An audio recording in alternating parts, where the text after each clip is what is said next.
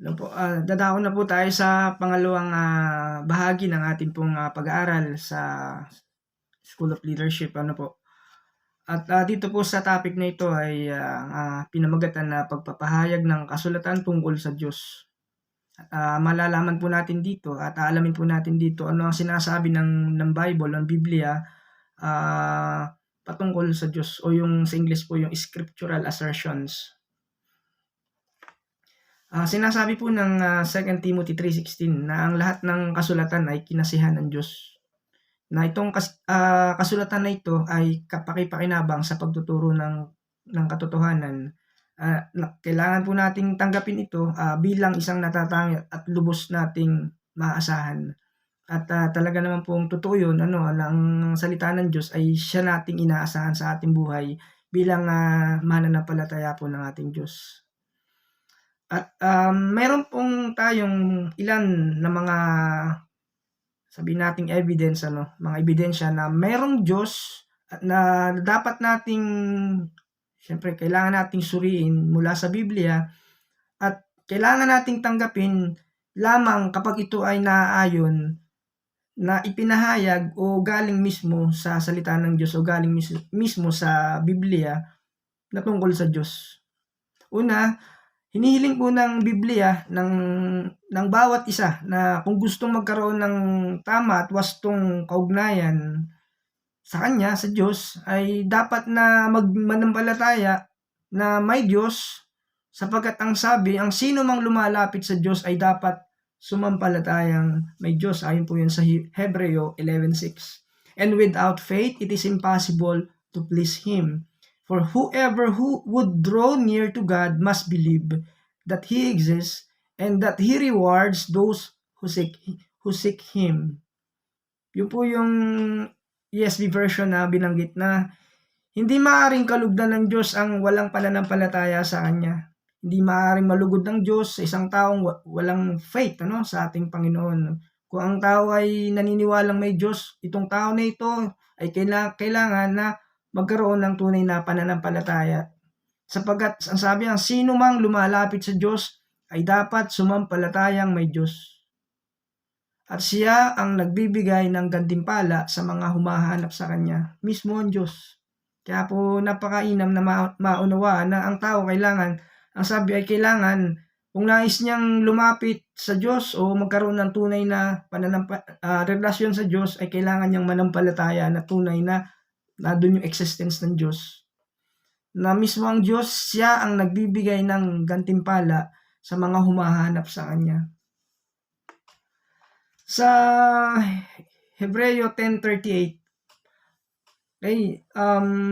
ito po yung statement, ito po yung verse na ayon kay Paul sa mga taga-Hebreo, ang matuwid kong lingkod ay mabubuhay sa pamamagitan ng pananampalataya. Definitely po, ito po yung lingkod na ito, kilala ang Diyos, na nag-i-exist po ang Diyos. Pero sabi, ay mabubuhay, itong lingkod kong ito, ang matuwid kong lingkod ay mabubuhay sa pamamagitan ng pananampalataya. Kaya kung kilala ang Diyos ng isang tao, nandun po yung kanyang tunay na pananampalataya. Then, ngunit kung siya'y tatalikod, hindi ko siya kalulugdan. Right? So, yun po yung warning po sa second statement ng Hebreo 10:38. Okay. Pagka binalikan po natin yung verse sa English ng Hebreo 11:6, He exists, sabi niya, He exists and that He rewards those who seek Him. So, yung meaning po nung He, yun po siya po yung tunay na Diyos na binabanggit po doon. Okay, so yung pagkakaroon po ng tunay na pagkakilala sa Diyos, na mismo yung tao na ito ay naniniwalang may Diyos, meron po siyang tinatawag na genuine faith, yung talagang authentic yung kanyang pananampalataya, na hindi lamang siya basta naniniwala o itong tao na ito sa existence po ng divine being ng ating Diyos. Pero itong tao na ito ay talagang tunay na lumalapit sa mismong Diyos na binabanggit po sa banal na kasulatan, na itong Diyos na ito ay totoong Diyos na talagang nag-e-exist. Okay, so kailangan po na hindi lamang basta naniniwala siya doon Okay, dun sa Diyos, bagkus itong tao nito ay kailangang lumapit at manampalataya sa Diyos sapagkat mismo ang Diyos ang nagbibigay ng reward. Okay, so mahalaga po yun, na itong tao na ito, hindi lamang basta naniwala na yung existence ng Diyos ay nandoon, pero siya mismo ang Diyos ang nagsabi, ang nagbibigay ng reward, ng gantimpala sa mga taong merong pananampalataya sa Diyos. Na nandun yung Diyos na nagpapatawad, na ito yung Diyos na nagbibigay ng katuwiran at ng righteousness sa isang tao, dahil ito ang pangako ng Diyos. Sabi ng Hebreo 10:35, huwag kayong mawawala ng pananampalataya sa Diyos. Ito po yung tao na kilala ang Diyos, na nagtitiwala sa Diyos, na nananampalataya sa Diyos, sapagkat dakila ang naghihintay na gantimpala para sa inyo. Kaya sabi niya, huwag mawawalan ng pananampalataya sa Diyos. Ganun po ka-importante, kahalaga po yung pananampalataya, pagkilala, pagtitiwala sa Diyos. At sa lumang tipan, pag ginamit po natin yung Genesis 15:1, sabi niya ni Yahweh, ng Lord, kay Abraham, father of faith, pagkaraan ng lahat ng ito, si Abraham ay nagkaroon ng isang pangitain. Sinabi sa kanya ni Yahweh, ang sabi ng Lord, Abraham, huwag kang matakot. Ako ang iyong kalasag na mag-iingat sa iyo. Bibigyan kita ng napakalaking gantimpala. Yun po yung statement mismo ay galing sa Diyos. Bibigyan kita ng napakalaking gantimpala. Then sa Deuteronomy 4:29, gayon man, matatagpuan ninyong muli si Yahweh, ang ating Diyos, ang Panginoon, kung siya'y buong puso ninyong tatanggapin, hahanapin. Alam niyo po yung word na Yahweh, sa English po yung Lord, ang ginamit po sa ibang version sa English. Matatagpuan natin muli ang ating Panginoon kung siya'y buong puso nating hahanapin. So, ibig sabihin, naroon po yung existence po ng Diyos, yung pag-iral po ng Diyos, yun ay kung buong puso ninyong hahanapin. Ayon po sa Deuteronomy 4:29. Ayon naman sa First Chronicle, unang Kronika, chapter 28, verse 9, at ikaw naman, Solomon, si Solomon naman po dito, anak ko, kilalanin mo ang Diyos. Nandun po yung kautusan, nandun po yung command, yung imperative command. Kilalanin mo ang Diyos ng iyong ama at paglingkuran mo siya ng buong puso at buong pag-iisip, sapagkat sinisiyasat ni Yahweh ang ating damdamin at naunawaan ang ating binabalak at iniisip. Then, kung lalapit ka sa Kanya, ito po ang kasunod, tatanggapin ka niya. Ngunit kung tatalikuran mo siya, itatakwil ka niya magpakailanman. Sa verse 58:11 ng Book of Psalms, aklat ng mga awit, sasabihin ng mga nilala, ang mga matuwid ay gagantimpalaan. Tunay ngang may Diyos na hukom ng lahat. Take note po yung verse, tunay ngang may Diyos. Kaya po, tunay na may Diyos. Doon po sa verse na ito, maliwanag po na may Diyos. Siya po sabi niya, ang mga matuwid, mga righteous, yung mga binanal ng Diyos, yung mga sumusunod sa Diyos, ang mga matuwid ay gagantimpalaan. Then, tunay ngang may Diyos na hukom ng lahat. Then, ito naman po sa Book of Isaiah, chapter 40, verse 10, dumarating ang Panginoong Yahweh na taglay ang kapangyarihan, dala ang gantimpala sa mga hinirang. Kaya yung pong pangako ng Diyos na gantimpala ay talagang pangako po ng Diyos na ito po itotoong kanyang ibibigay sa kanyang mga hinirang, sa kanyang mga anak, sa kanyang mga elect, sa kanyang mga niligtas, sa kanyang mga hinirang. Alright, so then, ito naman po ang tawag sa mga taong ayaw sumunod, ayaw maniwala na mayroong Diyos o tumatanggi sa pagkakaroon ng Diyos. Sila po yung mga hangal at masama. Okay, from Book of Psalms, again, awit 14, verse 1, wala namang Diyos ang sabi ng hangal sa kanyang sarili. Silang lahat ay masasama, kakilakilabot ang kanilang mga gawa. Walang gumagawa ng mabuti, wala. So, yun po yung mga tao na tumatanggi sa pagkakaroon ng Diyos o yung existence ng Diyos. Yun po yung mga tao na hindi po naniniwala dun sa Diyos, yung existence ng Diyos. Mga hangal, mga masasama. Ganon din po ang binanggit sa awit 53 verse 1, sinabi ng hangal sa kanyang sarili, wala namang Diyos. Yung mga hangal, Sa awit 10 verse 4, ang sabi ng masasamang tao, Diyos ay walang pakialam. Sinabi nila ay walang Diyos dahil sa kanilang kahambugan. Sila po yun, yung mga, sabihin na natin, not born again, ito po yung unregenerated, yung mga taong hindi naniniwala na may Diyos o yung existence ng Diyos. Pero maliwanag po sa Biblia na may Diyos, na nandun yung existence ng Diyos. At nalulugod ang Diyos sa mga tao na naniniwala at sumasampalataya at nagtitiwala at kumikilala sa Diyos. At yun po yung pinatunayan ng aklat ng Hebreo, sa chapter 11.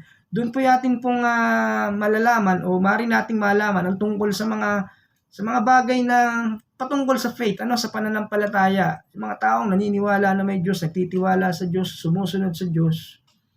Okay, ito po yung mga tao na nagbigay ng kanilang buong pagtitiwala sa Diyos. Maging yung kanilang buhay, maging yung kanilang sarili ay binigay sa Diyos, sa kamay ng Diyos mismo. Alright?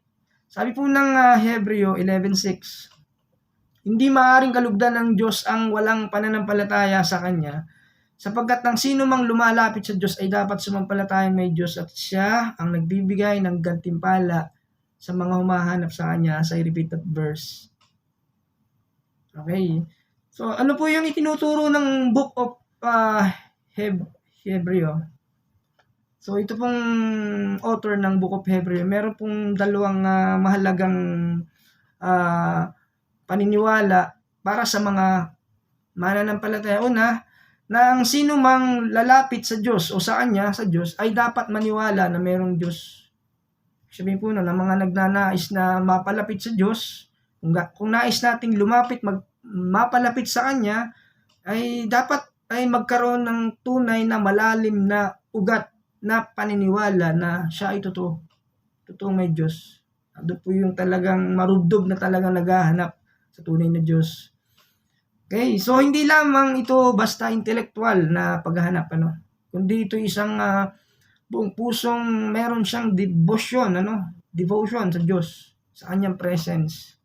Okay, at itong ang Diyos na ito ay talagang nagiging bahagi ang Diyos dun sa buhay ng isang tao na sumasampalataya sa Diyos. Okay. So, therefore, yung conviction ng Diyos sa puso ng tao ay nandun dapat po, na mahalaga po yun, yung tunay na pagkilala sa Diyos, pananampalataya sa Diyos. Ikalawa, ang mga tagusunod ng Diyos o ng Panginoon ay dapat maniwala na ginagantimpalaan ng Diyos ang lahat ng marubdob, masidhi, yung intense na naghahanap sa Diyos, sa Kanya. Kaya mahalaga po na yung aspeto pong ito ng pananampalataya ay nagtitiwala mismo dun sa katangian ng Diyos. Bilang isang Diyos na siya ay mabuti, mapagmahal, mapagbigay, mapagbiyaya, maawaing Diyos, ating Diyos Ama. Sabi ng Santiago 1:17, ang lahat ng mabuti at ganap na kaloob ay buhat sa Diyos mula sa Ama na lumikha ng mga tanglaw sa kalangitan. Hindi siya nagbabago o nagdudulot ng bahagyamang dilim dahil sa pagbabago. Okay, lahat ng mabuti, lahat ng ganap na kaloob ay galing sa Diyos sa langit, mula sa Ama na lumikha ng tanglaw sa kalangitan. So lahat ng mabubuting bagay po galing po sa Diyos. Okay, siya po hindi nagbabago kailanman. Sabi nga po, He is an immutable God. Yung kanyang katangian, alala niyo po yan sa attributes of God. Isa po yung magandang katangian po ng Diyos, na ang Diyos natin ay hindi nagbabago mula noon hanggang ngayon at magpakailanman. Amen. So, mga awit 84:11, ito naman ang sabi, pagkat ang Panginoong Yahweh ang pag-asa, siya po ang ating pag-asa, siya ang ating sanggalang, na kami, sabi niya, kami pinagpapala mo sa pag-ibig mo at dangal. Hindi siya nagkakait ng mabuting mga bagay. Hindi niya po pinagkakait yun. Sa lahat o sa sino mang ang gawain ay matuwid at marangal. Napaka-importante po nun, yung matuwid at marangal na mga gawa. At hindi niya, sabi niya, hindi niya ipagkakait. Hindi niya pagdadamot, ang mga mabubuting bagay. Yun po'y pangako po ng Diyos.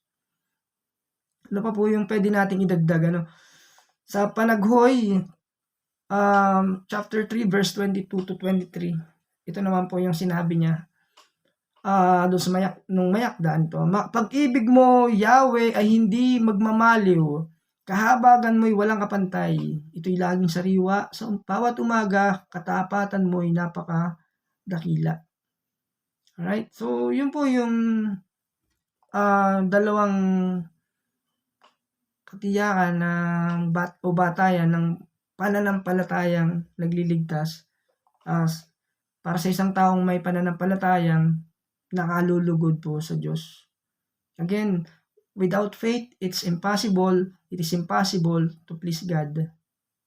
Okay, yung dahil sa pananampalataya, ito po yung daan, ito po yung daan or itong isang avenue na ito, kung tayo lalapit sa Diyos, magtitiwala sa Diyos o sa Kanya para sa ating kaligtasan, mahalaga po yung pananampalataya, pagkilala sa Diyos, na tunay na kilala ang Diyos, doon makakalapit tayo sa Diyos dahil naniniwala tayong nandun yung existence po ng Diyos at siya mismo ang nagbibigay ng gantimpala sa lahat ng lumalapit sa Kanya. Binanggit po ng Ephesians 2:8-9 na sapagkat dahil sa kagandahang loob ng Diyos, yung grace of God, na kayo ay naligtas sa pamamagitan ng pananampalataya. At ito'y kaloob ng Diyos at hindi mula sa inyong sarili.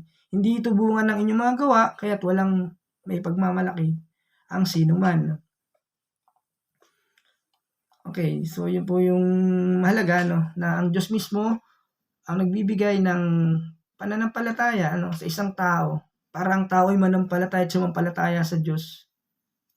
Dahil sa kagandahang loob ng Diyos, sa pamamagitan ng pananampalataya na ito, na kaloob ng Diyos, hindi galing sa ating sarili, okay, sabi niya, sapagkat dahil sa kagandahang loob ng Diyos, kayo ay naligtas sa pamamagitan ng pananampalataya. Again, yung taong nananampalataya, kilala ang Diyos, lumalapit sa Diyos. Okay, yun po yung importante po doon, At ito'y kaloob ng Diyos, yung kaligtasan. Maging yung pananampalataya po natin, once again, galing po sa Diyos. Yung repentant po natin, galing din sa Diyos. Yung repentant heart, yung pagsisisi po natin, ay galing din mismo sa Diyos. Yung conviction po ng Holy Spirit, ay nandun, bigay po ng Diyos yung conviction na yun sa puso natin para dumiin lalo yung salita ng Diyos para sa atin, para tayo lalong lumapit sa Diyos. Ayon sa kanyang grasya, ayon sa kanyang biyaya. Kaya ganun po kahalaga po yung pagkilala sa Diyos. Napakalaki po ng kaugnayan po nun sa salitang pananampalataya. Tama po ba, mga kapatid? Okay. So, ang matuwid ay mabubuhay sa pananampalataya, sa pamamagitan ng pananampalataya. Yun po ayon sa Romans 1:17. Yung taong matuwid, kung ang isang tao ay matuwid, mabubuhay sa pananampalataya.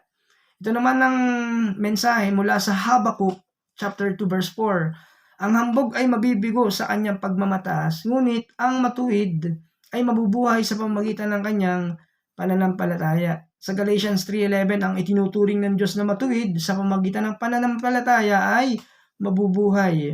Galatians 3:11, okay, nabanggit ko na po pala yun. Alright, then what else? Sa Hebreo 10:38, ang matuwid kong lingkod ay mabubuhay. Again, mabubuhay ang matuwid kong lingkod sa pamamagitan ng pananampalataya. Ngunit siya'y tatalikod. Kung siya'y tatalikod, hindi ko siya kalulugdan. So, yan po yung ilang mga verses na maaari po nating magamit pagdating po sa pananampalataya po, paglapit sa Diyos, pagtitiwala sa Diyos. Okay, example po sa Genesis chapter 5 verse 24. Sabi po ng verse na ito, at sa buong panahon iyon ay namuhay siyang kasama ng Diyos. Ito po ay si Enoch. Pagkatapos nawala siya, ni-rapture po ito, sapagkat kinuha siya ng Diyos. Sa Genesis 5:24. Ito naman po ay binanggit din naman sa Aklat ng mga Hebreo, chapter 11, verse 5. Dahil sa pananampalataya, si Enoch ay hindi nakaranas ng kamatayan. Can you imagine, hindi po nakaranas ng death, ng kamatayan. Si Enoch, dahil saan? Sa pananampalataya. Hindi na siya nakita sapagkat kinuha siya ng Diyos. Okay, at sinasabi na sa kasulatan na si Enoch ay naging kalugod-lugod bago siya kinuha ng Diyos. Naging kalugod-lugod, ibig sabihin, ang Diyos ay natutuwa, nagagalak, nalulugod.